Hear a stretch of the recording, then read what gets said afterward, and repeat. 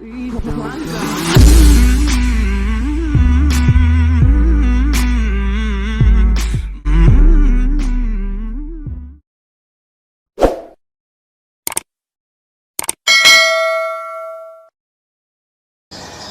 yang hilang dari peradaban modern adalah Allah itu tidak begitu hadir di hati kita.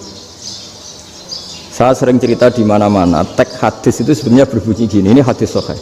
Mangka na yu'minu billahi wal yaumil akhir fal yukrim jarohu. Ada yang fal yukrim jarohu doifahu, ada yang fal yakul khairan aw yasmut.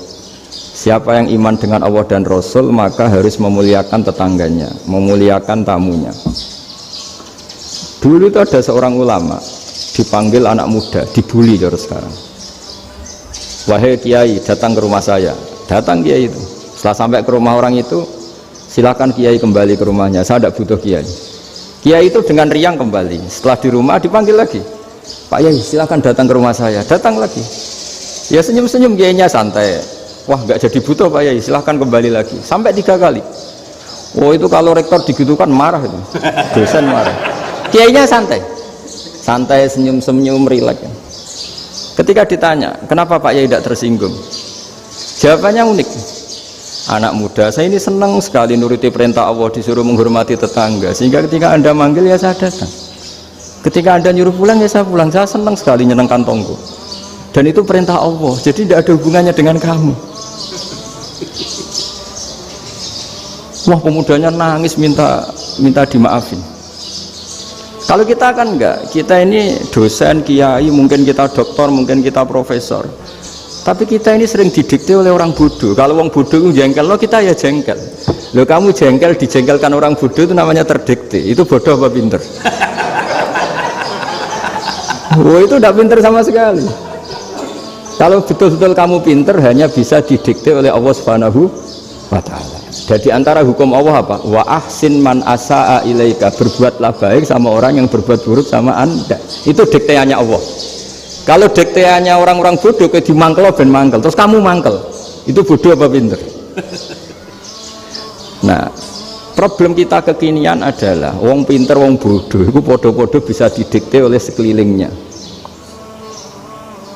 Sekarang wataknya perumahan seperti itu, wataknya anak-anak seperti itu, kita didikte. Anak-anak jengkelin kita mangkel, berarti kita didikte oleh orang bodoh.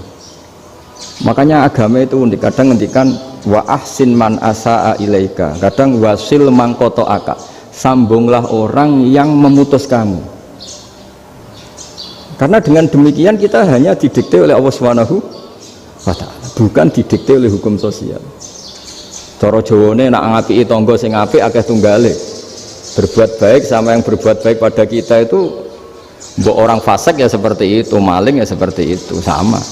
Tapi kalau berbuat baik sama orang yang berbuat jelek sama kamu itu baru luar biasa. Dan memang teksnya hadis wa ahsin man asa'a ilaika, berbuat baiklah sama orang berbuat buruk sama kamu. Jadi nggak boleh orang didikte.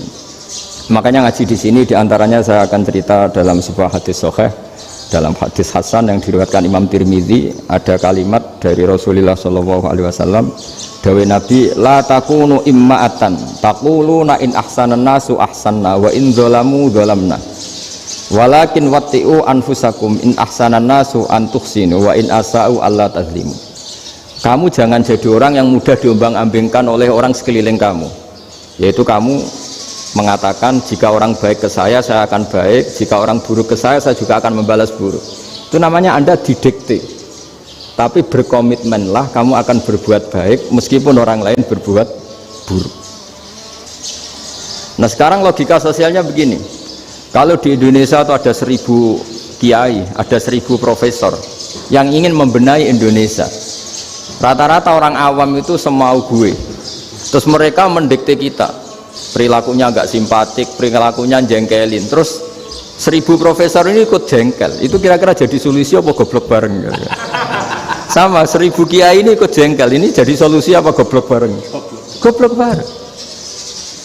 Nah problem sekarang kita ini biasa didikte orang bodoh. Nah makanya ciri khas orang muslim itu kata Nabi, mangkana yu'minu billahi wal yaumil akhir, jadi baik tetangga karena perintahnya Allah dan Rasul. Pentingnya apa? Bedanya Karena berbuat baik ini perintahnya Allah, mbok tonggo apik lah kita tetap apik karena perintahnya Allah dan Rasul. Begitu juga dengan hubungan dengan istri, dengan anak. Mbok bojomu lagi cerewet lah ya tetap apik. Karena dengan cara itu kita hanya tunduk kepada Allah dan Rasul. Tapi kalau kamu, istri saya kalau baik ya saya baik, kalau enggak ya enggak, berarti Anda didikte oleh perilakunya dia. Itu latihan, ya kalau dalam bahasa pondok, latihan jadi wali itu yang paling berat itu. Nabi itu kalau sama orang munafik itu sabarnya Masya Allah. Padahal Nabi berso kalau orang itu orang munafik. Karena dengan cara seperti itu, bahwa kebaikan Nabi pada seseorang itu atas perintahnya Allah dan Rasul, bukan atas nama servis. Kalau Nabi hanya baik kepada Abu Bakar, itu mungkin orang bilang, wisadune wong Abu Bakar baik sama Nabi. Tapi kalau Nabi baik sama orang munafik, Abdullah bin Ubay bin Salul, itu kalau nggak perintahnya Allah dan Rasul itu nggak bisa. Nah ini cobalah berlatih seperti itu sehingga kita tidak mudah didikte. Ya saya ulang lagi, nggak mudah apa? Didikte. Maka di antara kebaikan Allah dan Rasul adalah bahkan orang dolim saja diberi jatah rahmat. Makanya tadi seperti mukadimah yang dibaca Pak Haris tadi, agama ini rahmatan lil alamin. Orang yang dolim saja dapat jatah apa? Rahmat, apalagi yang soleh.